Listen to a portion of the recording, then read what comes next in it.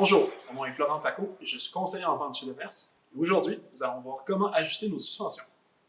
Pour commencer, on va d'abord enlever toutes les restrictions hydrauliques qu'on retrouve sur nos suspensions. C'est donc la compression et le rebond.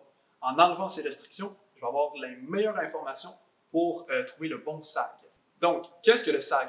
Le sag ou affaissement est la quantité de débattement qui est utilisée lorsque vous êtes assis sur le vélo sans bouger dans une position stable.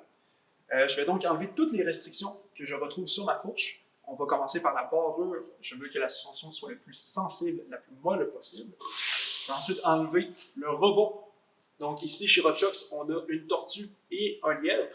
Je vais donc aller chercher la position la plus rapide, avoir le moins de restrictions hydrauliques sur ma fourche. Et je vais faire la même chose sur ma suspension arrière. On peut maintenant commencer l'ajustement. Alors, je peux inviter mon collègue à embarquer sur le vélo. Juste avant, c'est important de regarder les indicateurs qu'on retrouve sur nos suspensions. C'est les petits anneaux en caoutchouc à l'intérieur des plongeurs. Ce qui est important, c'est de les placer au plus bas possible, comme ça, lorsque mon collègue va embarquer sur le vélo, je vais être capable de bien voir de combien il s'est affaissé. Tu peux maintenant embarquer très doucement, oui. Ça. Parfait. Tu peux te lever debout. Et là, il est dans une position stable. Je peux donc regarder le sag.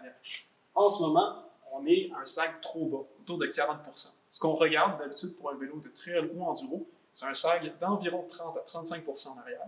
Et pour la fourche, même chose, elle est un peu trop basse. Je recherche un sag de 15 à 20% en avant. Donc, ce qu'on va faire, on va augmenter tes pressions.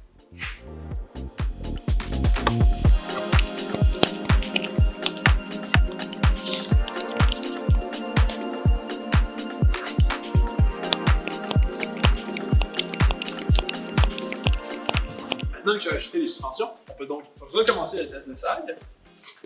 On va tout doucement. Voilà. Tu peux te lever debout. Parfait. Afin d'avoir une position plus naturelle sur le vélo. On peut donc maintenant regarder que nous avons bien 30% de sag à l'arrière et autour de 20% à l'avant. Pour faire une petite mention, lorsqu'on parle de 20 ou de 30 ou de 15% de sag, ça fait référence au pourcentage total de la suspension. En avant, j'ai 20%, donc la suspension s'est compressée de 20% sur la course totale. Un bon indicateur pour savoir si notre rebond est trop lent ou trop rapide, c'est en compressant le volant. En ce moment, on va voir que le rebond est un peu trop rapide. Il fait même lever la roue avant. Ce que je veux faire, c'est donc le ralentir. Pour ce faire, je vais tourner vers la tortue.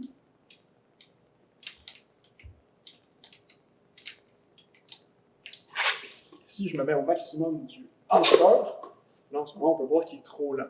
Un rebond qui est trop lent va vous donner l'impression de toujours rouler enfoncé, comme si la suspension ne revenait pas en pleine extension. C'est dans des situations comme ça qu'on peut passer par-dessus le guidon. Puis un rebond qui est trop rapide, vous allez avoir l'impression de rouler comme si c'était un rodéo. Ça va être plus le bike qui va vous contrôler plutôt que vous.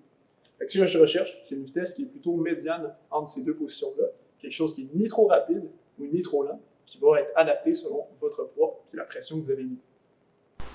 Pour conclure, je vais mentionner un peu les entretiens qui sont nécessaires avec les bikes. C'est un vélo de montagne, fait que c'est normal qu'on roule dans de la terre, dans de la saleté. C'est normal que cette dernière rentre dans nos suspensions. Ce qu'on veut, c'est vraiment les entretenir à chaque fin de saison pour les nettoyer. Fait que je dirais, pas mal après 50 heures d'utilisation, c'est le meilleur moment pour changer ces huiles à l'intérieur des suspensions. Fait que ça, c'est dans des magasins spécialisés comme chez nous. Et après à peu près 100 à 200 heures d'utilisation, que là, on va aller chercher à refaire la cartouche à l'intérieur et changer les scellants pour avoir une suspension qui est comme neuve.